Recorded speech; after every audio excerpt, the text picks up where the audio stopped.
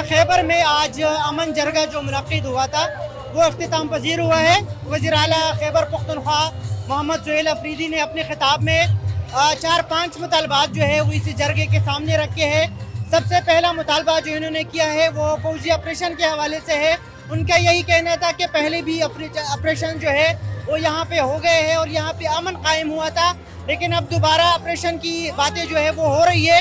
उन्होंने ख़ास तौर पर इस पे जोर दिया है कि यहाँ पे जो कोलेट्रल डैमेज होती है ऑपरेशन के दौरान, जो आम लोग यहाँ पे मारे जाते हैं, उनके हवाले से उन्होंने बात की कि वो हमें किसी किस्म की यहाँ पे हमें कबूल नहीं है। कबायली अज़ला के साथ जो वादा किया गया था इंज़माम के दौरान, वो जो पैसे थे वफाकी हुकूमत की जानिब से जो हर साल 100 अरब रुपए कबायली अज़ला को देने थे, उस हवाले से उन्होंने बात की कि वो हमें दिए जाए। NFC के इजलास जो है वो जल्द बुलाया जाए और जो हमारी ड्यू शेयर है सूबे की वो हमें दिए जाए। हमारे साथ यहाँ पे ज़िला खैबर की सीनियर सहाफ़ी और तजियाकार जो बहुत अरसे से यहाँ के मामलात की रिपोर्टिंग करते हैं, इस्लाम गुल अफरीदी साहब मौजूद है। तो पिछले कुछ अरसे से यही इलाका शदीद बदअमनी के लपेट में है और मेरे ख्याल में जो भी इस वज़ीर आला की जानिब से इस अमन जरगों को बुलाया गया तो आम लोगों की बड़े तवक्कुआत है इससे।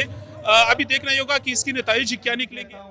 पहली दफ़ा हमें वज़ीर आला मिला है किसी कबायली इलाके से, तवक्को तो हमारा बहुत ज़्यादा है क्योंकि हम सारे किसी पार्टी इख्तिलाफ के बावजूद हम तकरीबन हर पार्टी के वर्कर आए हैं, हर पार्टी के लोग आए हैं। मेरा ख़ुद ताल्लुक़ जमात उलमा इस्लाम के साथ है, मगर हम इस अमन के खातिर आए हैं।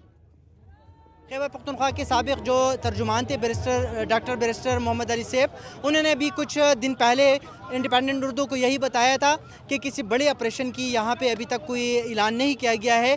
ताहम ऐसे इलाके जहाँ पे ये इतला हो कि यहाँ पे अस्करियत पसंद मौजूद है, तो इसके हवाले से और इसके ख़िलाफ़ जो है जो सिक्योरिटी इदारे हैं, पुलिस है या दीगर जो कानून नाफिज करने वाले इदारे हैं, वो वहाँ पे ऑपरेशन जो है वो करते हैं और सारे जितने भी ऑपरेशन है वो इंटेलिजेंस बेस्ड ऑपरेशन होते हैं।